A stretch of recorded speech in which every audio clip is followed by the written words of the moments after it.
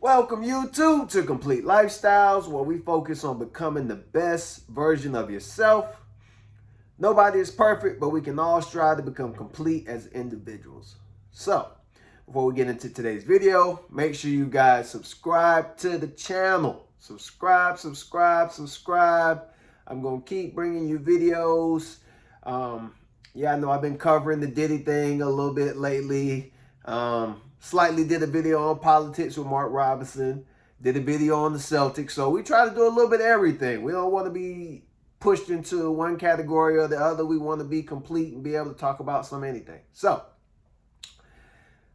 like, comment, subscribe, share the video. I want to hear your thoughts.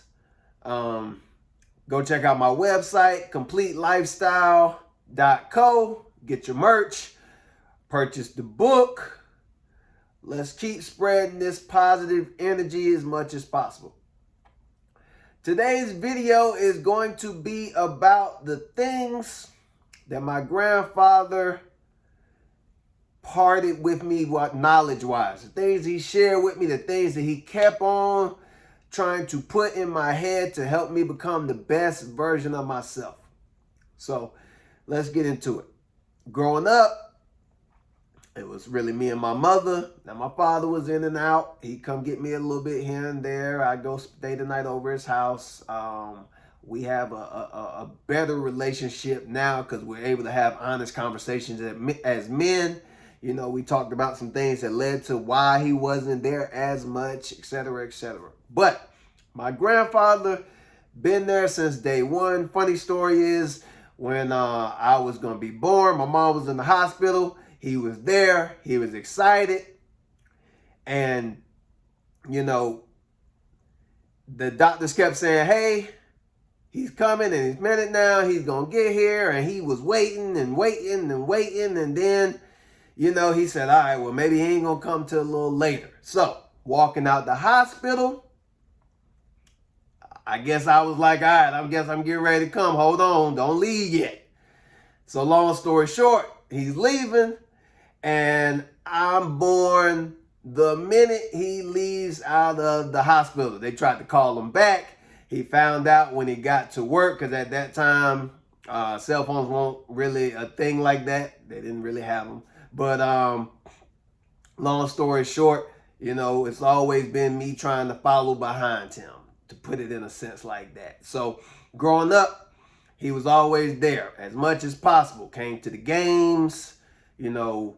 While my mom was in school, he would part the knowledge because I'd go stay over there. We had wars.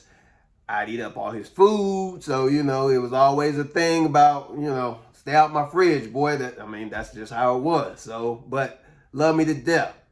But one of the things I remember the most is always the different things that he told me, because he tried to prepare me as a man to make sure that I was well equipped in the world that we face today. So, growing up, the best advice he ever gave me was, before you do something, just stop and think.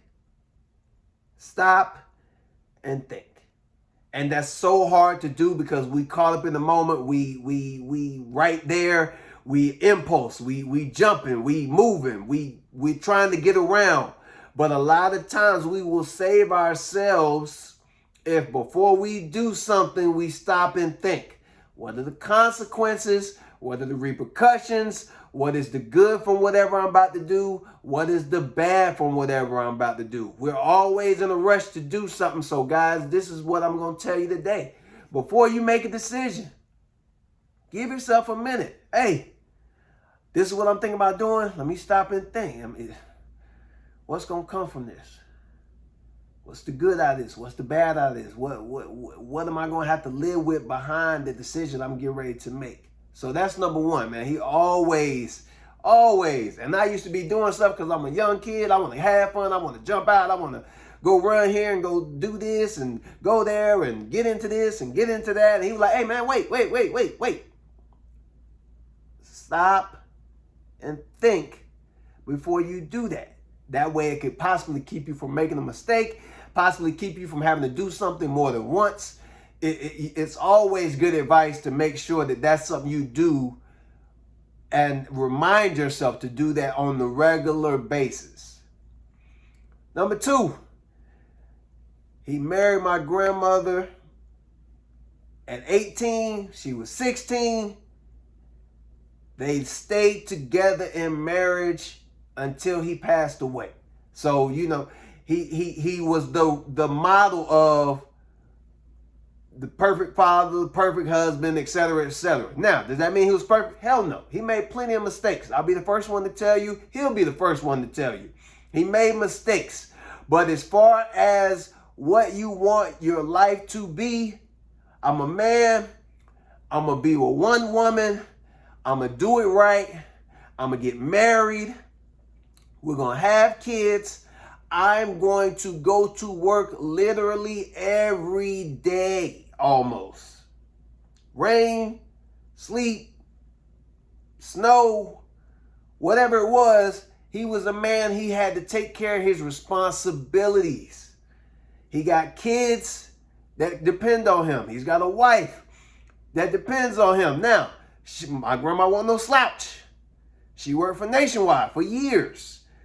Moved up in the ranks. So what he did was, hey, I'm gonna go make the money, but I trust you as my woman, as my wife, to make the right decision. So I'm gonna give you my check when it comes, so that you make sure you take care of the house. Now, in today's society, majority of men aren't doing that. But the level of trust ain't there either for the man to even say, hey, woman, I'm going to give you the money. Make sure you take care of things. So that's the level of trust that you have to have. But before you even get to that, you got to find the right woman. You have to stick with that woman, build something special. Before he left this earth, the house paid off. The cars paid off. The wife was taken care of. She doesn't have to worry about anything because he did what he was supposed to do as a man, as a father, as a husband. Kids have food on their back. Clothes on their back, food on the plate, food to eat. So he made sure that as a man, he took care of his responsibilities. And that's my message to you guys as the lessons that he imparted on me. He was like, hey, man, make sure that you ain't paying somebody the rest of your life. Make sure that you are in a house. Make sure that you have a home. Make sure that your cars are paid for. Make sure that when you die, you have something to leave your kids. He imparted these types of wisdom and knowledge to say, hey, this is the way you do it. Pay your stuff on time so that your credit is good. Credit is almost better than having money, because if you get in a bad spot and you don't have no money, the banks will loan you some money because you have good credit. They trust you because your credit says that you are trustable. So you got, make sure you stop and think. You got to take care of your responsibilities. Find a good woman. Stay with that woman through the good times, through the bad times. It's not always going to be perfect. Be able to communicate. This is what I feel. This is what's going on. Take the accountability for your side. Talk to them about what their part in it was and how we can move forward. But the best advice was stay in it. It wasn't no divorce. We mad at each other. We're going to take a little break for a few minutes, maybe a couple hours, and then we're going to figure it out when cooler heads will prevail. So that was the next lesson that he always imparted on me. And then it was, make sure if you don't do nothing else, you pay your house note. You can be without the lights. Light a candle if you have to. The water is a little bit of a stretch, but you could potentially get by without the water if bills are tight. But you always pay your house note because that will give you a place to stay. You can figure out the rest. If you need to go shower at the gym, or you need to go shower at a friend's house, but you got a place to live, that is the important part. So I'm just going to share some of the stories and some of the advice that he shared with me today. Of course, I'll probably make another video down the line of some of the other things that he shared with me, but I did want to get those 3 things because they're very valuable, and he stayed on me about those things. So I try to impart the wisdom because I do cover the BS sometimes because it's entertaining. That's what y'all like. But this channel is about growth. It's about becoming the best version of yourself. So like, comment, subscribe. Let me know what you think. Follow me. My Instagram is Mel Complete. That's my business page. My workout page is CD Go Hard. Enjoy your day, guys.